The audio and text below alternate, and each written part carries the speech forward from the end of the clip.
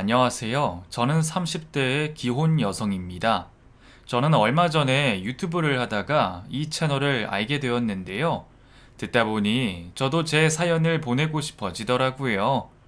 자랑할 만한 일도 아니고 모르는 분들이 제 얘기를 어떻게 들어주실지 모르겠지만 다른 사연을 듣다 보니 저와 비슷한 사연들이 꽤 있는 듯해서 저도 용기를 내어서 사연을 보내보려고 합니다. 제가 하려고 하는 이야기는 제 결혼 생활에 대한 이야기예요. 쉽지 않은 시집살이를 겪어야 했던 제가 어떻게 버텼고 시집살이에서 벗어날 수 있었는지 꼭 알려드리고 싶어서 이렇게 사연을 보냅니다. 제가 초등학생이던 어느 날 저희 부모님은 갑작스럽게 이혼을 하셨습니다. 사실 갑작스러운 일은 아니긴 했었어요. 두 분은 부부라고 하기에는 사이가 너무 나쁘셨거든요. 매일 싸우시고 한 방을 쓰지도 않으셨으니 이혼이 당연한 일이었을지도 모르겠습니다. 하지만 아직 어렸던 제게는 부모님의 이혼이 받아들이기 쉬운 일이 아니었어요. 부모님은 제게 한마디 말씀도 없이 이혼을 하셨고, 엄마는 어느 날 짐을 싸서 집을 나가셨습니다. 갑자기 없어진 엄마의 빈자리에 저는 적응을 하지 못했습니다. 아빠는 퉁퉁 분 라면을 제게 끓여주셨고, 저는 엄마가 내일이면 돌아올 거라고 생각하며 잠이 들었어요. 하지만 엄마는 다음 날도 그 다음 날도 돌아오지 않았습니다. 저는 결국 부모님의 이혼을 그대로 받아들여야만 했어요. 너무 어렸던 저는 부모님의 이혼을 이해하지 못했습니다. 지금이었다면 엄마가 혼자 얼마나 많은 것을 감당해야 했고 마음고생이 심했을지 이해하지만 그 시절 저는 너무 어렸고 어른들의 사정을 미처 다 알지 못했습니다.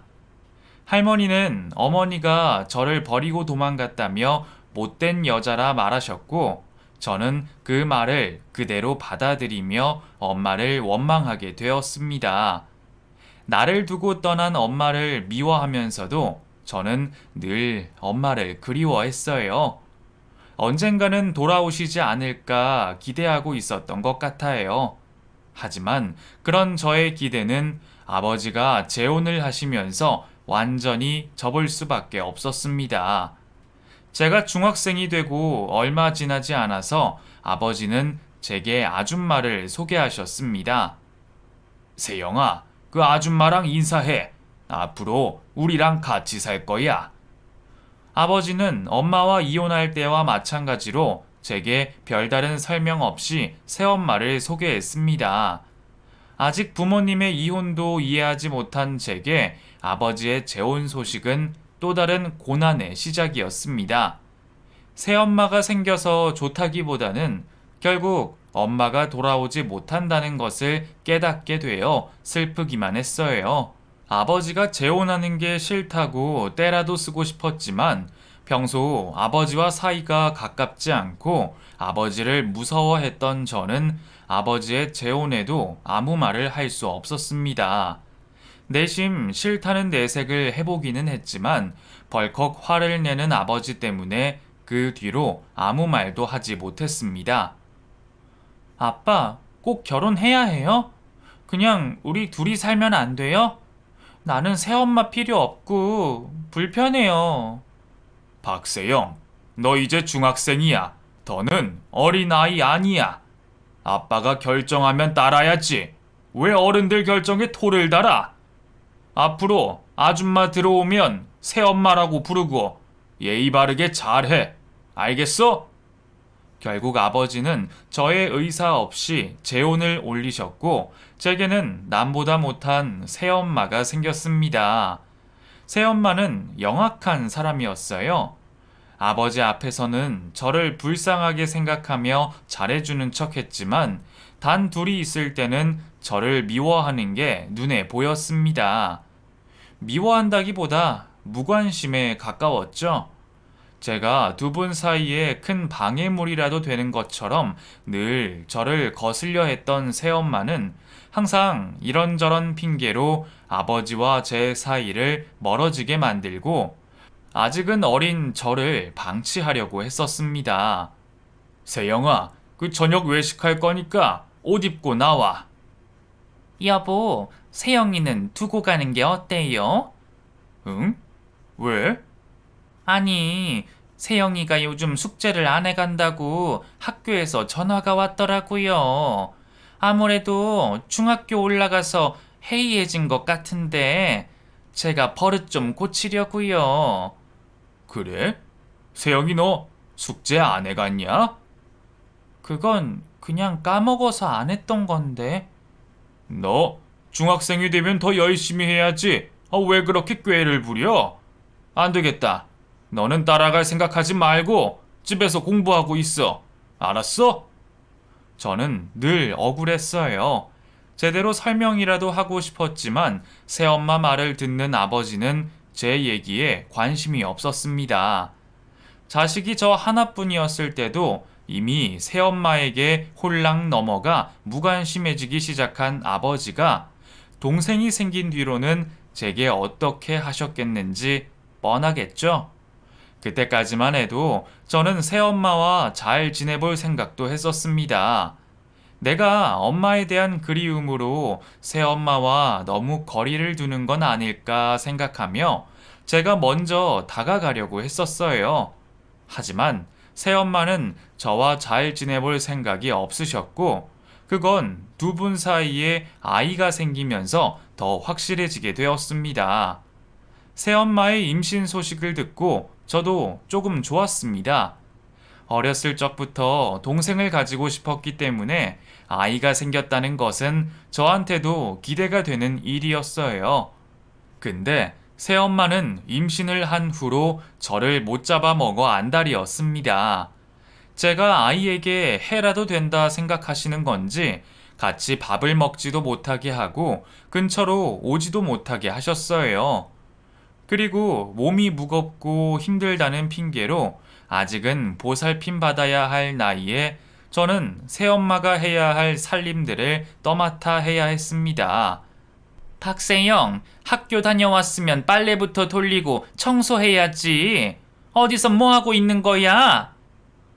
저 오늘 숙제가 많아서요. 내일 할게요.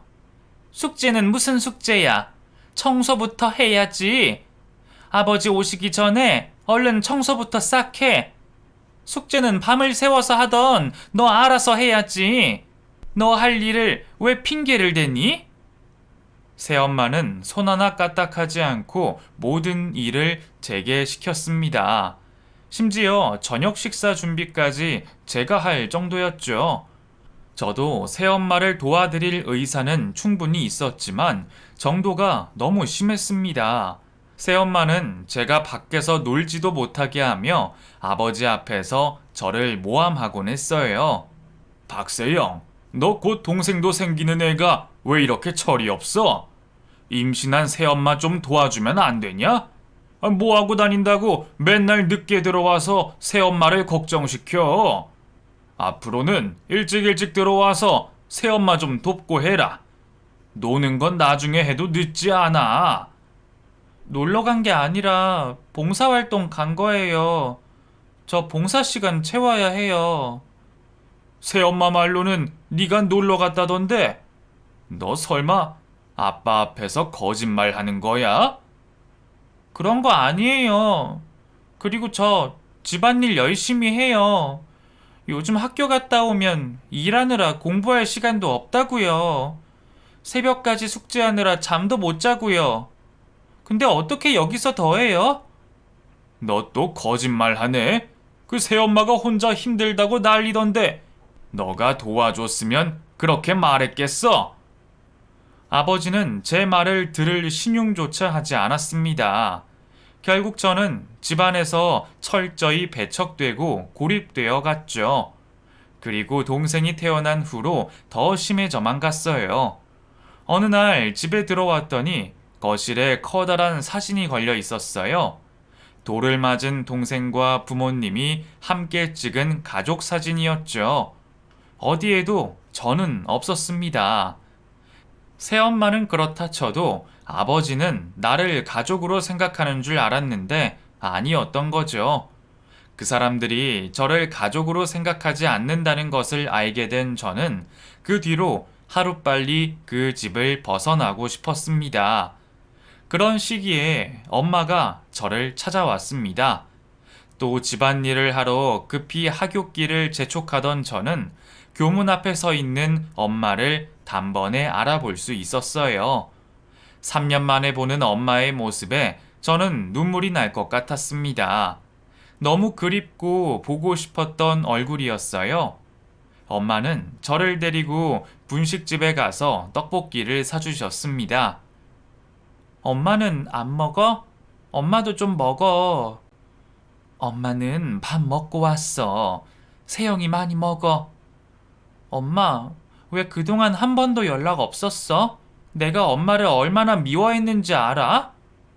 미안해. 엄마가 말도 없이 나가서. 그때는 그럴 수밖에 없었어. 세영이가 좀 이해해 줄래? 이제 돌아왔으니까 용서해 줄게. 엄마, 어디서 지내? 나 안 보고 싶었어? 제가 수많은 질문을 쏟아놓는 동안 엄마는 아무 말이 없었습니다. 그저 저를 구석구석 살펴보기 바쁘셨죠. 엄마, 아빠 재혼한 거 알아? 나 동생도 생겼어. 그래, 들었어. 새엄마가 잘해주니? 잘해주긴. 맨날 나 부려먹고 괴롭히지. 엄마, 나 엄마 따라가면 안 돼? 아버지는 나한테 관심도 없고 그 집구석들 아무도 나 안 좋아해. 나 그냥 엄마 따라가서 살래. 응?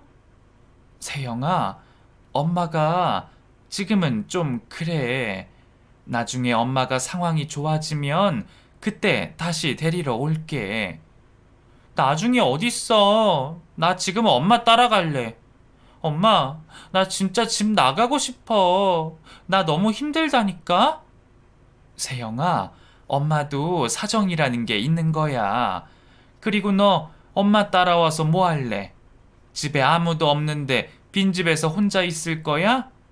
엄마, 너 학원도 못 보내주고 옷도 못 사줘. 그래도 좋아? 그래도 좋아. 나 학원 안 다녀도 되고 새 옷도 필요 없어. 그냥 엄마랑 같이 살고 싶어. 아무튼 지금은 안 돼. 엄마 오랜만에 본 걸로 그냥 만족해라. 너도 이제 철들 만한 나이잖아. 이렇게 떼쓴다고 다 되는 게 아니야. 세영아, 새엄마 말 잘 듣고 공부 열심히 하고 지내. 알겠지? 엄마가 나를 데려가려 찾아온 줄 알았는데 그저 떡볶이 한 접시가 끝이라니 배신도 그런 배신이 없었어요. 그때는 나중이고 그런 말들은 아무 소용이 없었습니다. 엄마가 무슨 사정이 있는지 모르겠지만 몇 년 만에 나를 찾아와서 고작 하는 말이 안부뿐인 게 실망스러웠어요. 내가 새엄마 때문에 힘들다고 하는데도 나를 데려가지 않는다는 엄마가 너무 미웠습니다. 차라리 그때 만나지 않았더라면 그냥 아쉬움 정도로 묻어두었을까요? 그날 이후로 저는 엄마를 그리워하지 않기로 했습니다. 그리고 애정을 미움으로 남기게 되었습니다. 2번이나 버림받았다는 생각에 저는 그날 이후 엄마를 제 인생에서 지워버리기로 했습니다. 어차피 가족 같지도 않은 아버지나 새엄마는 안중에도 없었고 20살만 되면 먼 곳으로 대학을 가서 가족들과 떨어져 살기로 마음먹었죠. 그래서 저는 열심히 공부했습니다. 서울로 대학을 가서 다시는 아버지 얼굴을 보지 않겠다고 말이에요. 저는 열심히 공부해서 서울에 있는 대학에 합격할 수 있었습니다. 그리고 결국 대학을 핑계로 집을 떠나 독립을 할 수 있었습니다. 그래도 자식이라 생각은 하시는지 아버지는 제가 서울에서 지내는 생활비를 지원해 주셨습니다. 학비는 아버지 회사에서 지원이 나와서 부담 없이 다닐 수가 있었거든요. 게다가 새엄마도 나만 없으면 자기 자식과 세 식구만 행복할 수 있겠다 싶었는지 제가 멀리 떨어지는 걸 아주 반겨했어요. 먼저 나서서 자취방을 알아봐 줄 정도였죠. 그리고 그 뒤로 저는 그 집에 먼저 연락을 할 일이 없었습니다. 생활비를 받아 쓰기 때문에 아르바이트 걱정 없이 공부만 해도 됐지만 새엄마가 옆에 있는 한 아버지 마음이 언제 바뀌어 생활비를 끊을지 모른다는 불안감에 저는 공부를 하면서도 아르바이트를 놓지 못했어요. 타지에서 하게 된 대학 생활이 버거워 다 포기하고 싶을 때도 많았지만 저는 참아야 했습니다. 몸이 아파도 연락할 곳 하나 없고 부모도 없이 고아나 마찬가지라고 생각하며 살았어요. 그렇게 살다 보니 세상에 의지할 곳 하나 없이 참 외로웠고 남들에게 쉽게 마음을 내어주지 못했습니다. 마음 붙일 곳 하나 없이 지낸다는 건 참 힘든 일이었습니다. 가끔은 내가 왜 열심히 살아야 하는 건지 이해하지 못했고 세상에 나만 혼자라는 생각에 낳아주신 부모님이 원망스럽기도 했습니다. 그러던 제게 사랑이 나타났어요. 대학을 졸업하고 취직한 회사에서 같은 사수로 만났던 그 사람은 따뜻하고 정이 많은 사람이었습니다. 회사 일에 서툴었던 제가 큰 실수를 하고 겁먹고 있었을 때 모두 자기 탓이라며 저를 감싸주고 대신 심할서까지 썼던 사람이었어요. 여태 살면서 누군가에게 도움받아 본 일이 없었던 저는 대가 없이 저를 도와준 그 사람이 참 고마웠습니다. 그 일 이후로 저는 그 사람을 좋아하게 되었어요. 하지만 고백을 할 생각은 하지 못했습니다. 이혼 가정에서 자라 결혼에 대한 환상이 없었던 저는 결혼할 생각도 없었고 때문에 연애에도 별 관심이 없었거든요. 좋아하는 마음도 그냥 일시적인 환상뿐이라 생각하며 제 마음을 접고 지냈습니다. 그러다 저도 회사에 점점 적응을 해 나가고 그 사람도 제 사수 일을 그만두게 되면서 그 사람이 제게 고백을 해왔습니다. 이전까지는 사수라는 위치 때문에 제가 괜히 불편해 할까봐 고백을 할 수 없었다고 했어요. 이젠 제가 세영 씨 사수도 아니고 저도 세영 씨한테 말할 수 있을 것 같아서요. 저 세영 씨 좋아합니다. 받아주지 않으셔도 돼요. 그냥 어차피 저는 팀을 옮기고 앞으로 안 봐도 되는 사이니까 부담 없이 말하는 거예요. 저도 좋아요.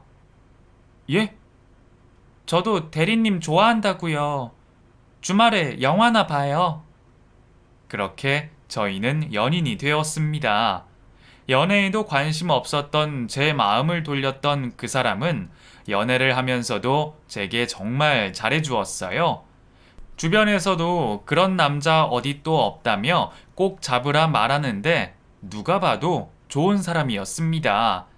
저 역시도 평생 그런 사람을 다시는 만날 수 없을 거라는 생각에 결국 결혼을 결정하게 되었어요. 독신주의자로 살던 제가 연애를 하고 결혼을 꿈꾸게 된 건 모두 남편 덕분이었습니다. 세상에 이런 사랑도 있구나 알려준 남편 덕분에 제가 꿈에도 없던 결혼을 마음먹게 되었네요. 제가 결혼을 하겠다는 소식에 아버지는 별 말씀이 없으셨습니다. 늦둥이 아들을 낳아 기쁘신 분이셨으니 저에게는 관심이 있을 리가 없으셨죠. 그래도 다행인지 상견례 자리에는 나오신다 하시더라고요. 저는 예비 시어머니께 인사를 드리게 되었습니다. 아버지를 먼저 보내시고 혼자 계시던 시어머니는 30 넘은 자식의 결혼을 오매불망 기다리고 계셨던 분이셨어요. 그래서 그런지 처음 인사를 드리던 날 어머니는 저를 무척이나 반겨주셨습니다. 남편만큼이나 좋았던 첫인상에 저는 결혼을 하면서도 별 걱정이 없을 줄 알았죠. 그런데 어머니가 제가 재혼 가정이라는 것을 아신 뒤로 갑자기 태도가 바뀌셨습니다. 결혼을 반대하시는 건 아니셨지만 묘하게 저를 대하시는 게 조금 다르게 느껴졌어요. 처음에는 귀한 딸 데려와서 고마우시다던 분이 상견례 자리에서 모자란 게 있더라도 제가 데리고 잘 가르치겠습니다. 두 분은 늦둥이 자식 키우시느라 걱정이 많으실 텐데 사돈은 걱정하지 마세요. 라고 하셨습니다. 아버지와 새엄마는 편히 알아서 잘 가르치세요. 하셨죠. 제가 자격지심이 있어서 그런지는 모르겠지만 제가 듣기에는 친엄마도 없이 배운 것 없는 며느리를 시집살이 시키겠다는 말로 들렸어요. 과연 그 자리에 있는 게 새엄마가 아닌 친엄마였어도 시어머니가 그렇게 말씀하셨을까 모르겠네요.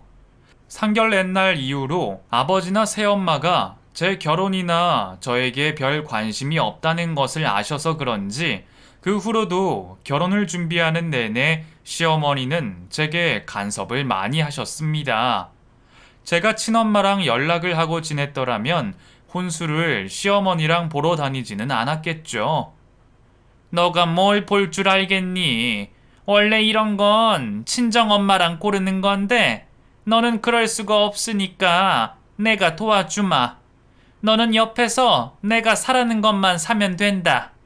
그런 시어머니 때문에 결혼이 조금 걱정되기는 했지만 남편을 사랑했던 저는 그런 걱정을 덮어두고 결국 결혼을 하게 되었습니다. 다행히 결혼 뒤 저는 무척이나 행복했습니다.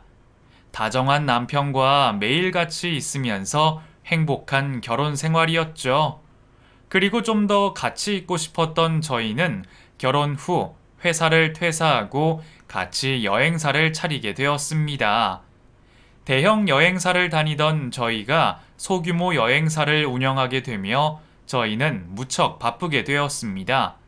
한시도 떨어지지 않아 좋기는 했지만 회사 다닐 때는 몰랐던 어려움들이 생각보다 많아 고생을 많이 했어요.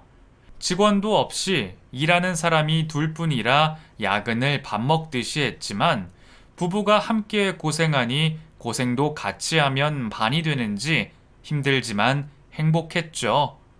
직접 가이드를 하고 일당백을 하며 회사 다닐 때보다 비교도 할 수 없이 열심히 살았습니다. 퇴직금까지 털어넣어 차린 회사였기에 망하면 큰일이었어요. 그래도 둘이 합이 좋았던 덕분인지 저희는 순식간에 입소문을 타게 되며 성공 가도를 달릴 수가 있었습니다. 이용해주신 고객분들 후기도 칭찬 일색이었고 그때는 한창 여행이 열풍이기도 했고 여행 수요는 꾸준했기에 앞으로 탄탄대로일 거라 생각했어요. 당장은 전세 살고 있었지만 금세 돈 벌어서 집도 사고 애도 가질 수 있을 거라 생각하며 큰 꿈에 부풀어 있었습니다. 그런데 바로 그때 코로나가 터지고 말았습니다. 순식간에 1년치 예약들이 모두 캔슬되었고 저희는 환불을 처리하느라 정신이 없었습니다. 미리 결제를 해놓은 호텔 측에서는 당장 상황을 모르니 환불해 줄 수 없다며 억지를 부리고 있었고 고객들은 잇따라 취소들을 하고 계셨죠. 처음에는 저희도 금방 끝날 거라 생각하며 버텨보기로 했습니다. 매달 사무실 월세에 취소 수수료에 이미 빚까지 지고 있었지만 저희는 곧 좋은 날이 올 거라 생각했습니다.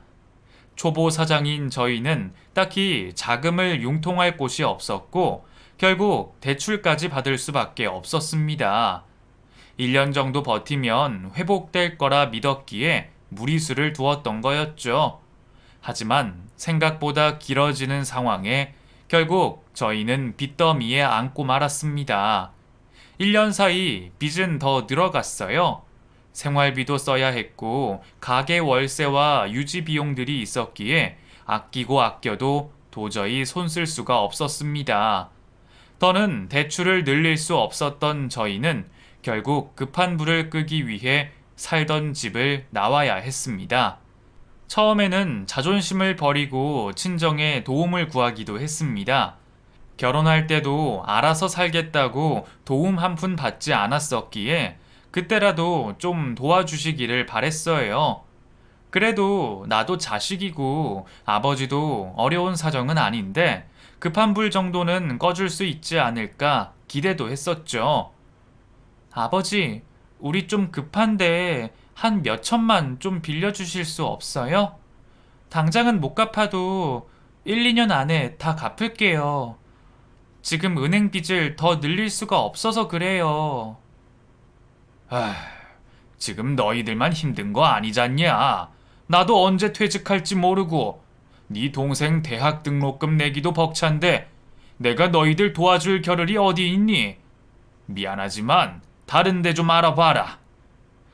회사에서 자녀들 학비 지원이 나오는 걸 제가 뻔히 아는데도 딸 앞에서 거짓말하는 아버지의 대답을 들으며 저는 괜한 말을 꺼냈다고 후회했습니다. 차라리 말이라도 꺼내지 말걸. 남의 얘기하듯 관심 없는 아버지의 반응에 저는 괜히 더 비참해졌습니다.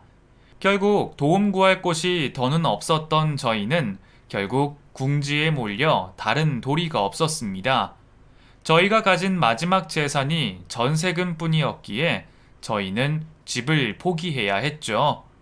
한창 열심히 일할 때는 많이 벌어서 전세에서 자가로 살자며 꿈에 부풀어 있었는데 얼마 안 되는 짧은 시간 만에 상황이 완전히 뒤바뀌어 버렸습니다. 전셋집을 빼게 된 저희는 갈 곳을 마련해야 했습니다. 처음에는 원룸 월세를 갈 생각도 했지만 얼마 되지 않는 월세도 저희에게는 큰 돈이었습니다. 둘 다 하루아침에 백수가 되었으니 들어오는 수입도 없이 지출을 늘릴 수가 없었습니다. 그래서 남편은 시어머니께 도움을 달라 말씀을 드렸고 시어머니는 감사하게도 시댁에 방 한 칸을 내어주셨습니다. 그렇게 하루아침에 행복한 결혼 생활을 접고 저는 시댁으로 들어가게 되었습니다. 솔직히 시어머니와 제가 가까운 사이는 아니었던 탓에 시댁살이가 걱정스럽기는 했지만 다른 방법이 없었네요. 그 후로 남편은 일용직 아르바이트들을 알아보며 야간에 일을 다니게 되었고 저는 시댁에서 저희가 다시 일어설 수 있는 방법을 찾으며 재택으로 할 수 있는 일들을 하게 되었습니다. 저희 부부가 여행사를 접기는 했지만 언제 다시 일을 시작하게 될지 모른다며 아주 손을 놓을 수가 없기도 했고 남편이 제 걱정에 혼자 일을 나가겠다 말했거든요. 먼저 회사 잘 다니던 사람 꼬셔서 사업 벌인 것도 나고 상황 판단 못하고 빚 늘린 것도 다 나야. 근데 내가 당신 고생하는 걸 어떻게 더 보겠어. 나 혼자 일해도 생활비는 벌 수 있으니까 당분간은 나 혼자 일할게. 그리고 우리도 나중을 생각해야지. 그러니까 당신은 내 걱정하지 말고 집에 있어. 알겠지? 남편의 억지에 집에 있게 되기는 했지만 혼자 남편 보내놓고 집에 있는 저도 마음이 편하지 못했습니다. 남편이 하루 종일 나가서 일하고 아침이 다 되어서야 퇴근하고 돌아올 때면 혼자 고생시킨다는 생각에 마음이 아프기도 했고 또 시어머니와 단 둘이 집에 남겨져 있는 것이 몹시 불편했습니다. 처음부터 저를 좋아하지 않으셨던 어머니는 저희가 하던 일이 망하고 남편 혼자 일을 나가게 되자 모든 탓을 제 탓으로 돌리셨어요. 내가 이럴 줄 알았다. 그러게 둘이서 무슨 사업을 한다고 난리를 피더니 그동안 돈 잘 번다고 걱정 말라 그러더니 결국 다 잃어버리고 이 꼴이 났어. 이럴 거면 그냥 다니던 회사 잘 다니지. 너가 사업하자고 꼬셨지? 그랬겠지. 원래 주한이 걔는 그런 일을 겁없이 벌릴 애가 아니야. 그냥 직장 다니는 게 좋다던 앤데 갑자기 결혼하자마자 사업을 한다 그러더니 이사단이 났네. 그래 놓고 너는 내 아들 혼자 고생을 시키고 말이야. 내가 정말 속이 터져서. 남편과 같이 사업할 때는 사업이 잘 되는 게 다 남편 덕분이고 저는 아무것도 하지 않고 놀고 먹는 줄 아시더니 같이 하던 사업이 망하자 어머니는 제 탓을 하셨습니다. 혼자 일을 나가겠다는 아들의 말에 더 말씀은 못 하셨지만 제가 집에서 여전히 놀고 먹는 줄 알고 저를 많이 괴롭히셨어요. 그래서 저는 남편 없이 시어머니와 한 집에 있는 동안 무척이나 힘들게 지내야 했습니다. 하루 종일 시어머니 수발을 들어야 했고 시어머니가 시키시는 일이라면 군말 없이 해야만 했습니다. 그게 아무리 무리한 일이고 어려운 일일지라도 얹혀 사는 저는 시어머니 앞에서 찍소리도 할 수 없었죠. 제가 아침까지 일하는 남편 때문에 늦게까지 못 자고 있는 걸 아시면서도 자기 아침 식사를 차려내라며 저를 못 자게 하시던 분이셨습니다. 남편이 깰까봐 조심조심 식사를 차려드리고 저도 들어가서 눈 좀 붙이려고 하면 꼭 뭔가를 시켜 저를 들어가지 못하게 하셨죠. 아들 앞에서는 저를 괴롭히는 걸 보이기 싫었는지 방으로 불러 잡돌이를 하셨어요. 다행히 자다 깬 남편이 제가 옆에 없는 것을 알고 저를 방으로 불러 겨우 숨을 돌릴 수 있었죠. 피곤한 건 둘째치고 사람을 그렇게나 괴롭혀야 마음이 편하신 건지 당하는 제 속만 상했습니다. 그동안 저도 부모님께 버림받고 그런 상처에는 무디다 생각했는데 시어머니에게 당하는 괴롭힘은 다른 차원이었네요. 제가 운이 좋게도 재택 아르바이트를 구하고 바빠진 뒤에도 어머니는 저를 가만히 두지 않으셨습니다. 그렇게 옛날 분도 아니신데 컴퓨터로 집에서 일하는 게 이해가 되지 않으시는 건지 제가 일을 할 때면 늘 불러내셔서 혼을 내셨습니다. 지금 시간이 몇 시인데 너는 그 안에 틀어박혀서 나오지를 않니? 내가 또 뭐 시킬까봐 방에서 안 나오는 거야? 아니요, 어머니. 저 일하고 있었어요. 요즘 일 시작했다고 말씀드렸잖아요. 너가 그 안에서 문 닫고 있으면 내가 일을 하는지 노는지 어떻게 알아? 일하고 싶으면 나와서 하던가 방문 다 열고 있어라. 제가 문을 열고 일해도 별 소용이 없었어요. 제가 바쁘게 컴퓨터를 두드리고 있는 걸 아시면서도 늘 불러서 잔심부름들을 시키곤 하셨거든요. 제가 시댁에 들어간 뒤로 어머니는 손 하나 까딱하지 않으셨습니다. 얹혀 사는 입장이니 살림을 해야 한다는 건 알고 있었지만 시어머니 속옷까지 빨고 있다 보면 내가 지금 뭘 하는 건지 한심스러워지기도 했습니다. 제가 일러줄 친정이 없다는 걸 잘 아시는 시어머니는 마음 놓고 저를 괴롭히셨습니다. 제가 기댈 곳이라고는 남편 하나뿐이었지만 저는 남편에게 차마 말을 할 수 없었습니다. 제가 시어머니 얘기를 하면 남편은 당연히 화를 내고 시어머니와 싸우겠죠. 하지만 그러면 당장 갈 곳 없는 저희는 어디로 가야 할지, 남편은 돈을 벌겠다고 더 고생을 할 게 뻔한 일이었습니다. 지금 나보다 고생하는 건 남편이라는 생각에 그 사람한테 더한 스트레스를 주고 싶지 않았어요. 그렇게 저는 남편에게 말도 못하고 혼자 참기만 했습니다. 코로나가 금방 끝나서 다시 일을 시작할 수 있는 것만이 제가 그 지옥을 벗어날 유일한 방법이라고 생각했죠. 그쯤 친정 엄마한테 전화가 왔었어요. 모르는 번호로 전화가 오기에 받았더니 수년 만에 듣는 엄마 목소리였습니다. 그때까지도 엄마에 대한 미움이 컸던 저는 엄마 목소리라는 걸 알자마자 전화를 끊어버리고 차단을 걸었습니다. 이제 와서 왜 연락을 했는지 궁금하지도 알고 싶지도 않았어요. 여태 없는 것처럼 살았던 탓에 이제라도 달라질 게 없다고 생각했고, 저는 그날 일은 금세 잊게 되었습니다. 사실 그때는 시어머니나 사업 문제나 제가 신경 쓸 게 너무 많은 탓에 엄마에 대한 생각은 더 할 수도 없었어요. 그러다 얼마 뒤 저는 여느 날처럼 시어머니 심부름을 하게 되었습니다.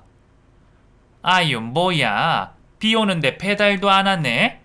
아주 다들 배가 불렀어. 예, 오늘 다들 배달을 안 하나 보다. 입맛도 없는데 저녁에 라면이나 먹을란다. 나가서 라면 좀 사와라. 어머니, 집에 라면 아직 있는데요. 내가 몰라서 너를 시키겠니? 그거 말고 다른 거 먹고 싶어서 시키는 거 아니야. 맨날 먹던 거 또 먹기 싫으니까 가서 좀 사와라. 그날은 비가 억수같이 쏟아지던 날이었습니다. 초저녁부터 천둥 번개까지 내리며 폭우가 내리는 탓에 배달도 멈춘 상황이었어요. 집에 라면이 없는 것도 아닌데 어머니는 그 날씨에 굳이 제게 라면을 사오라고 하셨습니다. 비가 너무 오는 탓에 그날은 저도 거절하고 싶었지만 잔뜩 화를 내시는 어머니 때문에 어쩔 수 없이 길을 나서야 했습니다. 이 비를 뚫고 마트까지 어떻게 가야 하나 걱정스러운데 현관에 우산이 하나도 없었어요. 어머니, 여기 우산이 다 없어졌어요. 혹시 다른 데 두셨어요? 우리 집에 원래 우산이 별로 없어. 너희들 건 어디 있는지 모르겠고 하나는 주한이가 아침에 나갈 때 가져갔어. 아, 우산 여기 있다. 자, 얼른 다녀오렴. 집에 왜 우산이 다 없는지 모르겠지만 저는 어머니가 주신 우산을 들고 길을 나섰습니다. 그리고 아파트 현관을 나서서야 우산이 망가져 있는 것을 알았습니다. 잘 펴지지도 않는 고장난 우산은 여기저기 뜯긴 곳 투성이었어요. 저는 버렸어도 진작에 버렸어야 할 고물 우산을 제게 주신 시어머니의 의중이 의심스러웠습니다. 분명 어머니도 모르지 않으셨을 거예요. 하지만 어쩔 도리가 없던 저는 결국 그 우산을 펴들고 고장난 우산에 의지한 채 길을 걸어가야 했습니다. 길에는 사람 하나 없었어요. 비가 이렇게 오는데 라면 한 봉지 사겠다고 나서는 제가 이상한 사람이었죠. 바람도 심하고 앞이 보이지 않을 정도로 비가 내렸습니다. 사실 제대로 된 우산이 있었어도 상황이 비슷했겠다 싶더라고요. 아마 어머니가 그래서 우산이 상할까 아까워서 저한테 그런 우산을 주셨을까요?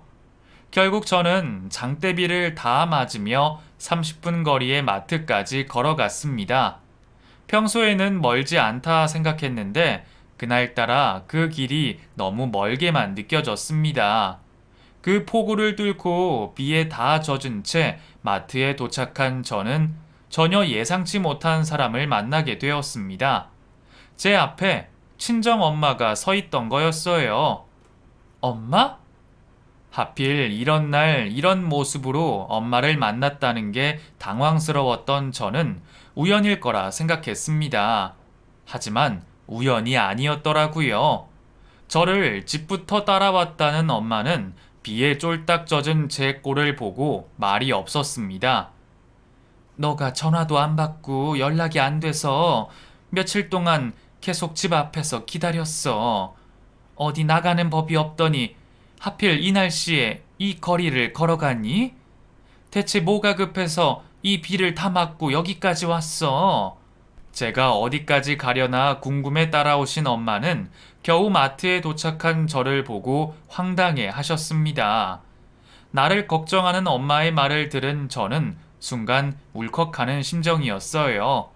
그날따라 이것저것 서러운 것이 많았던 저는 오랜만에 만난 엄마를 붙잡고 하염없이 눈물을 흘렸습니다.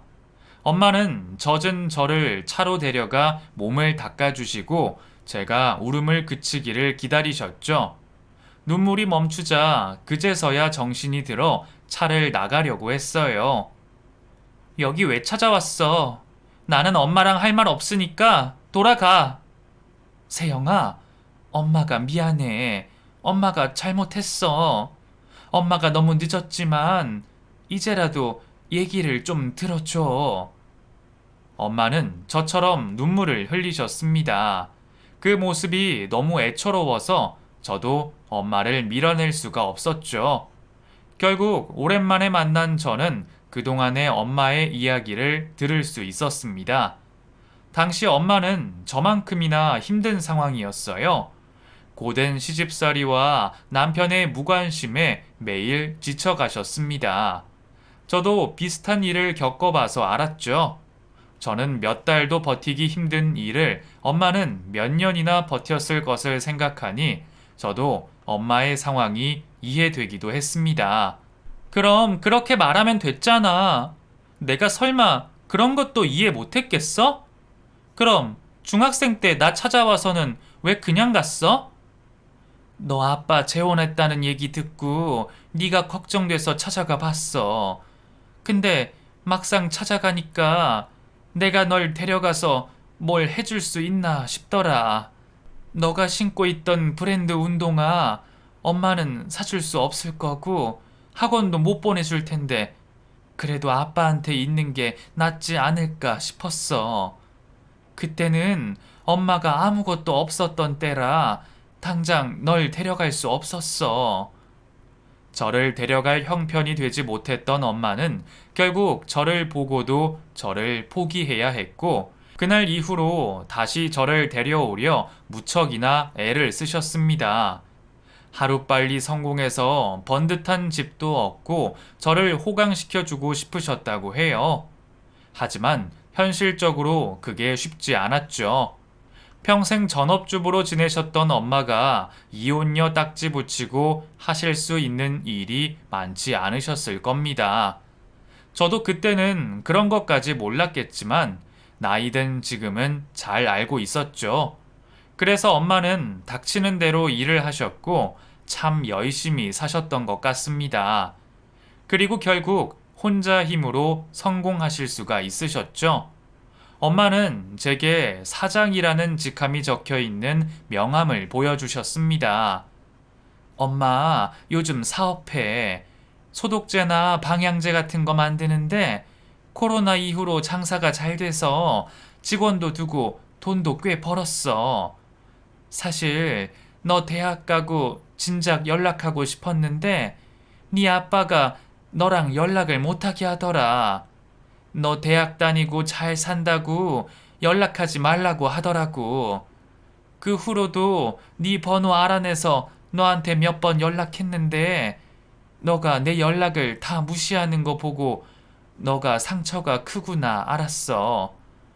사실 내가 무슨 염치가 있니? 내 사정이야 어떻든 간에 자식 버리고 가면 안 되는 건데 말이야.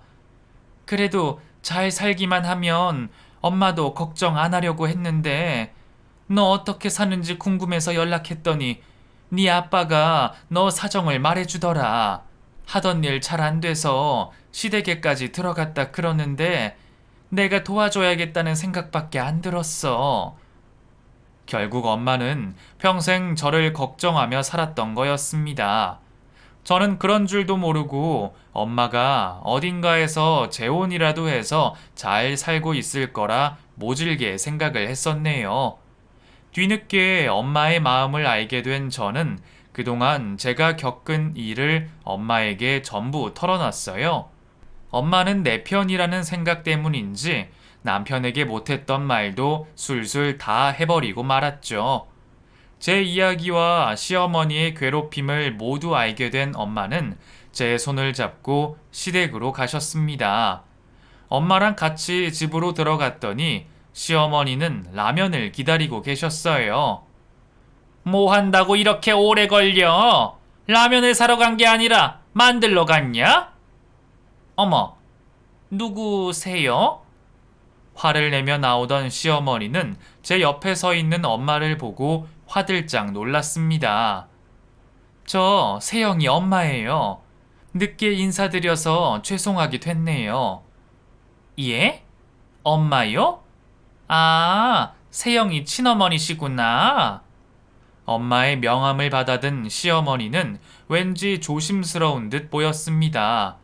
명함에서 눈을 못 떼는 걸 보니 아마 저희 엄마가 사장이라는 것 때문에 그러는 것 같았어요. 원래 시어머니가 강자에게 약하고 약자에게 강한 사람이었거든요. 시모는 갑자기 엄마에게 깍듯하게 대했습니다. 어머, 사돈을 이렇게 뵙게 되어 정말 반갑습니다. 아니 근데 미리 연락을 하고 좀 오시지. 어떻게 이렇게 갑자기? 이 비에 남의 딸을 라면 사오라 내보내는 게 맞습니까? 예? 아니, 그건 제가 부탁을 좀 했는데 그 세영이가 워낙 착해서 지가 사오겠다 그런 거예요. 그래서 다 떨어진 우산 주고 보냈어요? 이보세요. 나 세영이 엄마예요. 세영이한테 다 듣고 왔으니까 발뺌할 생각하지 마세요. 세영아, 너 대체 무슨 말을 한 거니? 너가 어머니한테 설명 좀 해드려라. 응? 어머니, 그동안 저 엄마 없다고 무시하신 거 그건 사실이잖아요. 아니 얘는 내가 뭐 얼마나 괴롭혔다고. 여기 화장실이 어디예요? 시모의 말을 잠자코 듣던 엄마는 갑자기 화장실로 가더니 양동이에 가득 물을 채워 오셨습니다. 그리고 영문을 모르는 저희 앞에서 시모에게 물을 확 끼얹어 버리셨죠. 어때요? 물을 맞으니까 정신 좀 차리겠어요? 이제 내 딸한테 뭘 잘못했는지 기억 좀 하겠어요? 아프. 아니 이게 뭐 하는 짓이에요? 나 당신 고소할 거야. 그동안 내 딸 괴롭힌 거 협박죄, 강요죄로 고소할 거니까 돈 있으면 변호사나 알아봐. 그리고 엄마는 제 짐을 챙겨 시댁에서 저를 데려 나오셨습니다. 남편한테는 나중에 자초지종을 설명했고 남편 역시 뒤늦게 알게 된 시어머니 만행에 기막혀 했어요. 제가 나간 뒤에 시어머니가 몸져 누우셨다는 얘기를 들었습니다. 그러면 아들이 자기 편을 들어줄 거라 생각했나 본데 아니었어요. 남편 역시 저를 따라 나오겠다며 시모에게 그동안의 잘못들을 캐물었다네요. 시모가 아들이랑 인연 끊을까봐 걱정이었는지 아니면 사장님인 우리 엄마가 무서웠는지 모르겠지만 며칠 뒤 제게 직접 사과를 하겠다고 저를 찾아왔습니다.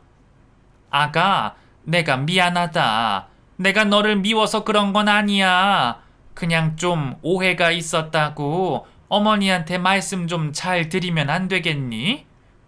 어머니, 이제 와서 사과하신다고 있던 일이 없는 것도 아니고 지금 하시는 사과가 진심 같지도 않지만 제가 마지막으로 하나만 물을게요. 저한테 든든한 친정 엄마가 있었다면 그렇게까지 하셨을 거예요? 글쎄다. 내가 너한테 일부러 그런 게 아니라니까 그러네. 아무튼 오해 다 풀고 앞으로 잘 지내보면 안 되겠니? 어머니 고소하는 것도 너가 좀 말려봐라, 응? 고소는 말리겠지만 앞으로 조심하세요. 저도 엄마 말리는 건 이게 처음이자 마지막일 거예요. 아, 남편도 이번 일로 화가 많이 났더라고요. 그 사람이 제 말 잘 듣는 것도 아니고 남편이 어머님이랑 인연 끊겠다 해도 저는 모르겠네요. 그 후로 저와 남편은 엄마 도움으로 새 집을 얻고 다시 시작할 수 있게 되었습니다.